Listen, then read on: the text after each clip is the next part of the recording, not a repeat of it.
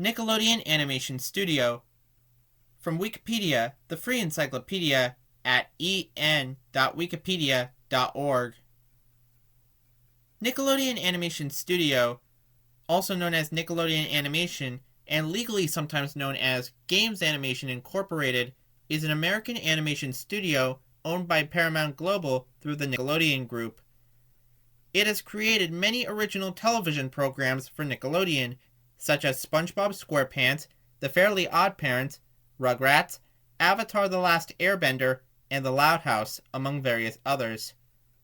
Since the 2010s, the studio has also produced its own series based on pre-existing IP purchased by Paramount Global, such as Teenage Mutant Ninja Turtles and Winx Club. In November 2019, Nickelodeon Animation Studio signed a multiple-year output deal for Netflix, which will include producing content in both new and pre-existing IP for the streaming platform. The studio was founded in 1990 under the name Games Production Incorporated. A subsidiary called Games Animation was established in 1992. It oversaw the production of 3 animated programs for Nickelodeon: Doug, Rugrats, and The Ren and Stimpy Show. In 1992, Nickelodeon began work on Games Animation's first fully in-house series, Rocko's Modern Life. Games Animation produced much of the network's mid-1990s output in partnership with other animation companies like Klasky Csupo. In 1998, the studio moved from Studio City, California to Burbank with the construction of a new facility. It was renamed Nickelodeon Animation Studio and later Nickelodeon Studios Burbank. In 1999, a second facility in New York City was opened, named Nickelodeon Animation Studio, New York. Section 1. History. An image accompanies this section of the article with the caption, "An official timeline of Nickelodeon Animation Studios productions posted in 2022. Section 1.1. 1990 to 1998. As Games Productions. The Nickelodeon Animation Studios' beginnings lies in the roots of the channel's Nicktoons endeavor.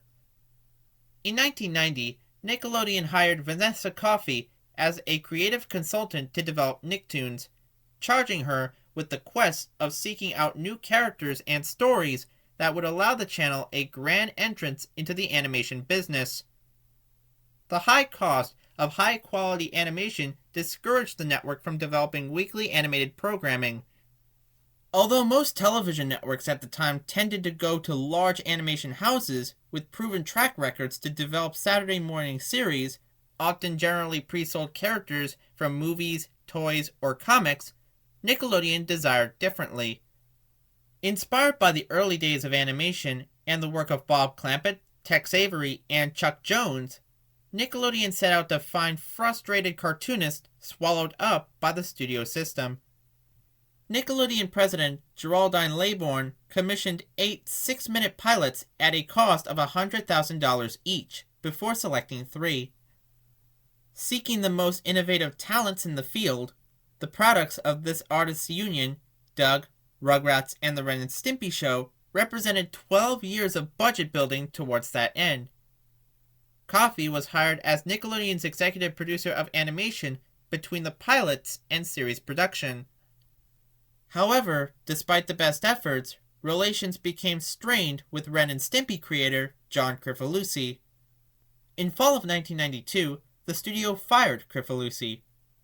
Coffey asserts that John was in breach of contract for not delivering episodes on time, creating disturbing content, and going over budget. Kricfalusi suspected the real reason was that the network was uncomfortable with more crude humor. Nickelodeon objected to most of his proposed plot lines and new characters, including George Liquor, an Archie Bunkerish all-American male. After Kricfalusi and Nickelodeon missed several promised new episode delivery and air dates, the network, which had purchased the rights to the Ren and Stimpy characters from Kricfalusi, negotiated a settlement with him. The creative tug-of-war was closely watched by both animators and the television industry, and covered in the national press.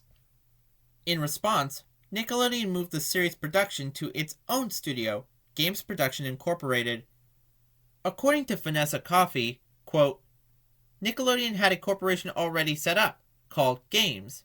They didn't want to spend money to open a new corporation, so they put Nickelodeon's animation division under Games, end quote. A subsidiary called Games Animation was established in 1992. The series was moved to Games and put under the creative supervision of Bob Camp, one of Crifalusi's former writer-director partners. Nick's plan was to hire bright young animators and let them do almost anything they want. Coffey soon stepped down as animation vice president for Nickelodeon to pursue her own projects. She was replaced by Mary Harrington, a Nickelodeon producer who moved out from New York to help run the Nicktoons division that was a near shambles after Crifalusi was fired. Games' initial duty was to continue producing the Ren and Stimpy show after Nickelodeon dropped Spoonko and Crifalusi from their duties on the show. At the time, Games was located in an office building in Studio City, California. Apart from the Ren and Stimpy show, Nickelodeon's other Nicktoons were produced out of house at other studios, Jumbo Pictures and Klasky Csupo, with oversight from the Games team. In 1992, animator Joe Murray was approached by the studio with intentions of developing a new animated series for Nickelodeon. The series became Games Animation's first in-house production, Rocko's Modern Life, which premiered on the network in 1993. Games worked on the show for 3 years and employed over 70 people during the course of its run. Executives did not share space with the creative team. The show ended in 1996 as its creator, Joe Murray, wanted to spend more time with his family. Following the end of Rocko, Games Animation produced the pilots for Hey Arnold, The Angry Beavers, and CatDog, along with the former's first 26 episodes and the second's first 13 episodes. The latter was produced by Nickelodeon Animation Studio, along with the other two by this point forward. Section 1.2, 1998 to 2009, as Nickelodeon Animation Studio. In 1996, Albie Hecht, then president of Film and TV Entertainment for Nickelodeon, met with Nickelodeon artists for a brainstorming session on the elements of their ideal studio, and with their feedback and some inspiration from the fabled Willy Wonka chocolate factory, created a playful, inspirational, and cutting-edge lab which would hopefully give birth to the next generation of cartoon classics. He added, quote, For me, this building is the physical manifestation of a personal dream, which is that when people think of cartoons, they'll say Nicktoons, end quote. Nickelodeon and parent company Viacom threw a bash to celebrate the opening of the new Nicktoons Animation Studio on March 4th, 1998. During the launch party, a gathering of union labor supporters formed a picket line to protest Nickelodeon's independent hiring practices outside the studio's iron gates. Located at 231st West Olive Avenue in Burbank, California, the 72,000 square foot, 6,700 square mile facility, designed by Los Angeles architect firm Area, houses 200 to 300 employees and up to 5 simultaneous productions. It also contains a miniature golf course with a hole dedicated to Walt Disney, an indoor basketball course and screening room, an artist gallery, a studio store, and a fountain that shoots green water into the air reminiscent of slime. The Nicktoons studio houses 5 project-driven production units. Each has its own color and design environment and includes a living room, writer's lounge, and storyboard conference room. The studio also has a Foley stage for recording live sound effects, a post-production area, sound editing and mixing rooms, and an upstairs loft area with skylights for colorists. In September 1999, Nickelodeon opened a major new digital animation studio at 1633 Broadway in Manhattan. The New York studio primarily took over production of Nick Jr. animated properties.